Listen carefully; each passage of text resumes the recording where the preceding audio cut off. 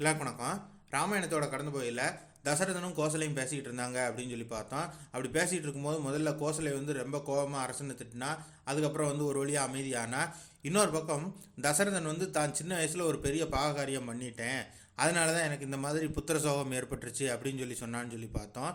இப்படியா அவன் புலம்பிகிட்டே இருந்துட்டு அந்த இரவில் இறந்து போனான்.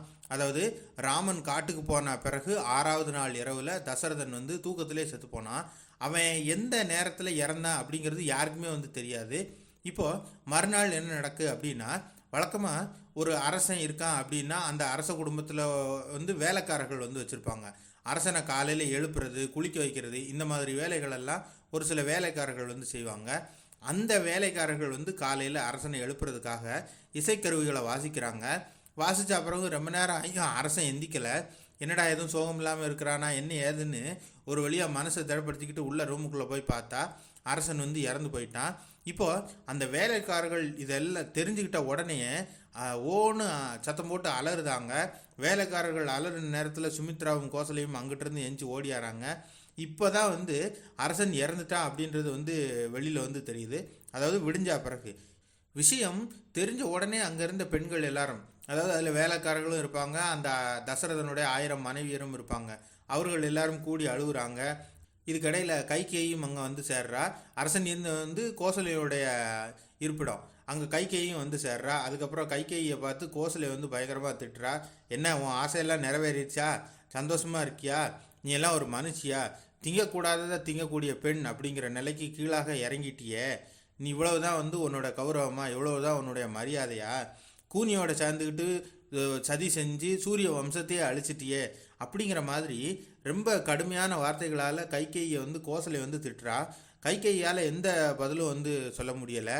அதுக்கப்புறம் கோசலை என்ன சொல்கிறான்னா, நீ ராமனுக்கும் தசரதனுக்கும் செஞ்ச அநீதியெல்லாம் பார்த்து நான் மட்டும் இல்லை, மற்ற பெண்கள் மட்டும் இல்லை, ஜனகன் இந்த விஷயத்தை கேள்விப்பட்டால் அவன் கூட அழுவான் அப்படின்னு கைகேயை பார்த்து இந்த கோசலை சொல்கிறா.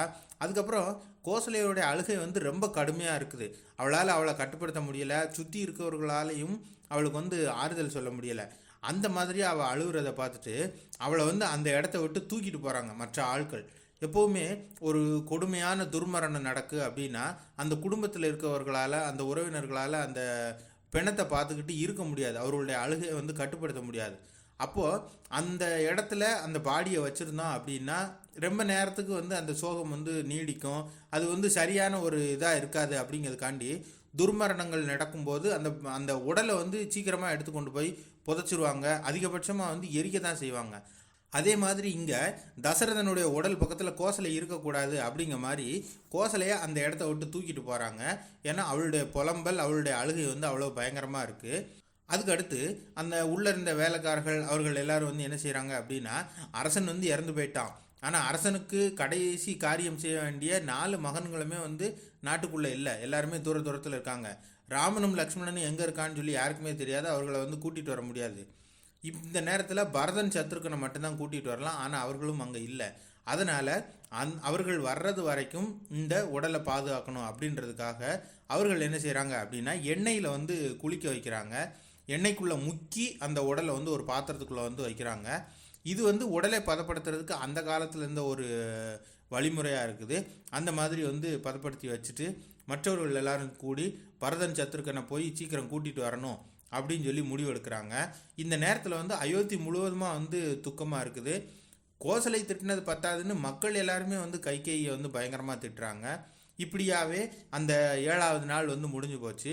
6வது நாள் இரவில் அரசன் இறந்துட்டான். 7வது நாள் ஒரு பெரிய துக்கமான ஒரு நிகழ்வாக அந்த நாடு முழுக்க இருக்குது. மறுநாள் 7வது நாள் இரவை ஒரு வழியாக கழிக்கிறாங்க. 8வது நாள் காலையில் சபை கூடுது.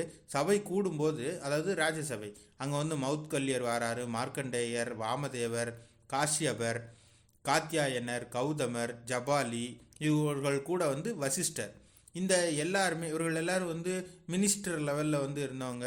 அதில் வசிஷ்டர்லாம் முக்கியமான மினிஸ்டர். இவர்கள் எல்லாரும் ஒன்று கூடி அவர்கள் பேசுகிறாங்க, அடுத்து என்ன காரியம் செய்யணும் அப்படின்னு சொல்லி.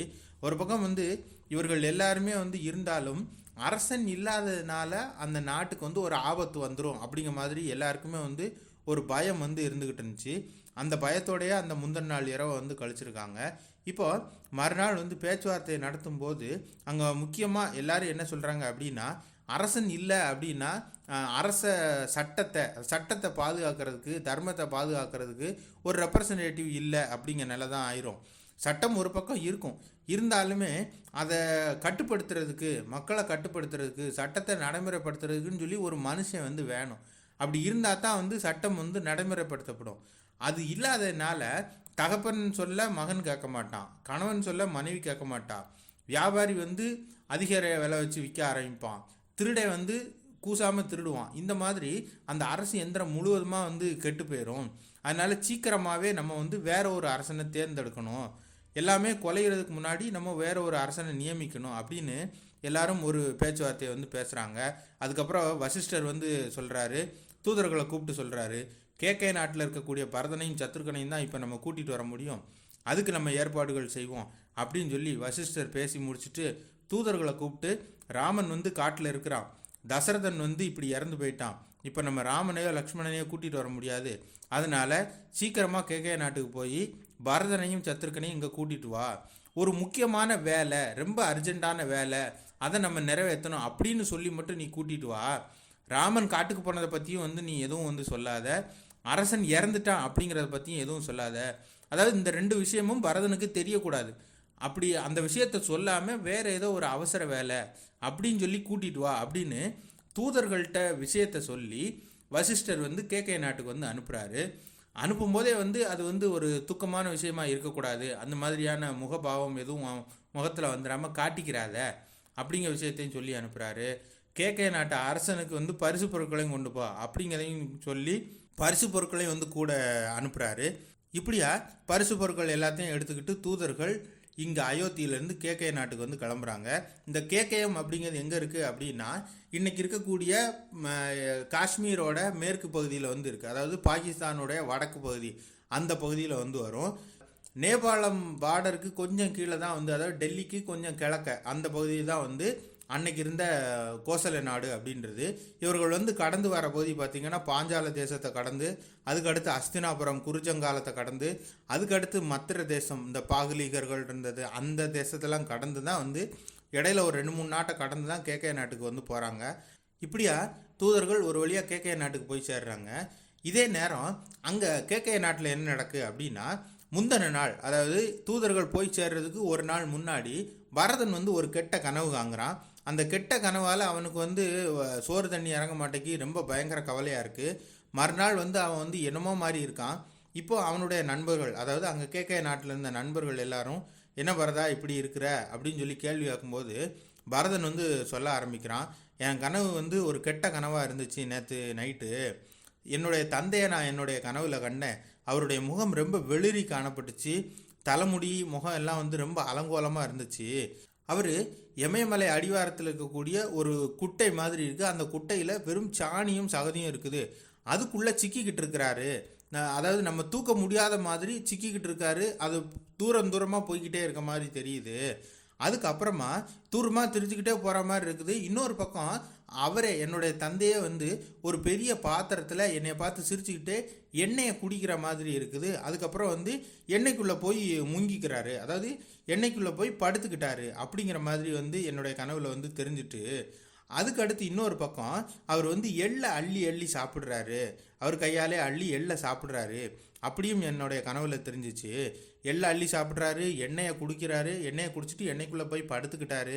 இங்கே வந்து அதே நேரத்தில் தசரதன் இறந்து அவனை தூக்கி உடலை பதப்படுத்துறதுக்காக எண்ணெய் சட்டிக்குள்ளே முக்கி வச்சாங்க, எண்ணெய் இருந்த பாத்திரத்துக்குள்ளே. இதே நேரம் அவனுக்கு வந்து அந்த மாதிரியான வந்து கனவு வந்து தெரியுது. அதுக்கடுத்து வேற ஒரு பகுதியில் கடல் முழுக்க வத்தி இருக்கிற மாதிரி வந்து எனக்கு தெரிஞ்சிச்சு, வானத்தில் இருந்த நிலவு கீழே விழுந்துட்டா மாதிரியும் எனக்கு தெரிஞ்சுது, விளக்கு முழுக்க அணைஞ்சு போய், அதாவது ஒரு இருளாக இருக்க மாதிரியானது ஒரு இது வந்து எனக்கு தெரிஞ்சிச்சு, உலகம் முழுக்க பாலைவனம் மாதிரி வந்து தெரிஞ்சிச்சு. இதெல்லாம் பத்தாதுக்கு கடைசியில் என்னுடைய தந்தை வந்து ஒரு பெரிய கருப்பு கலர் அங்கியை அணிஞ்சிக்கிட்டு ஒரு இரும்பு சேரில் உட்காந்துக்கிட்டு இருக்க மாதிரி தெரிஞ்சிச்சு, பக்கத்தில் அதே மாதிரி கருப்பு வண்ணத்தில் அங்கி அணிந்த பெண்கள் கொஞ்சம் பேர் நின்றுக்கிட்டு அவரை பார்த்து சிரிக்கிறாங்க, இப்படியெல்லாம் என்னுடைய கனவில் வந்து தெரிஞ்சிச்சு. இதெல்லாம் பார்த்தா ஒன்று அவருக்கு ஏதோ வந்து ஒரு தப்பு நடக்க போகுது, அவர் சாக போகிறாருன்னு சொல்லி நினைக்கிறேன். அப்படி இல்லை அப்படின்னா எங்கள் வம்சத்தில் இருக்க யாரோ ஒருத்தருக்கு ஒரு பெரிய ஆபத்து வருது. அது ஒன்று ராமனுக்கு வரலாம், இல்லை எனக்கும் வரலாம், இல்லை சத்ருகன் லக்ஷ்மணனுக்கு கூட வரலாம். எங்கள் 5 பேரில் யாரோ ஒருத்தருக்கு ஏதோ ஆபத்து வரப்போகுது. அதனால தான் என்னுடைய கவலை வந்து இப்படி பெருசாக இருக்குது அப்படின்னு சொல்லி இந்த பரதன் வந்து தான் கனவு கண்டதை அவனுடைய நண்பர்கள்ட்ட வந்து சொல்லிகிட்டு இருக்கான். பொதுவாகவே இந்த மாதிரியான ஒரு கெட்ட சம்பவங்கள் நடக்க போகுது அப்படின்னா அது சார்ந்த விஷயங்கள் உள்ளுணர்வு இருக்கக்கூடிய ஒரு சில பேருக்கு வந்து கனவுல வந்து வரும். அது உள்ளுணர்வு இருந்தால் தான் வரும். நம்ம வந்து உள்ளுணர்வை வந்து பாதி பேர் தொலைச்சிட்டோம், இன்னும் கொஞ்சம் பாதி பேருக்கு தான் ஓரளவு உள்ளுணர்வு வந்து வேலை செய்யுது. அந்த உள்ளுணர்வு வேலை செய்கிறவர்களுக்கு தான் இந்த மாதிரியான ஒரு ஆழமான அர்த்தம் இருக்க கனவுகள்லாம் வந்து வரும்.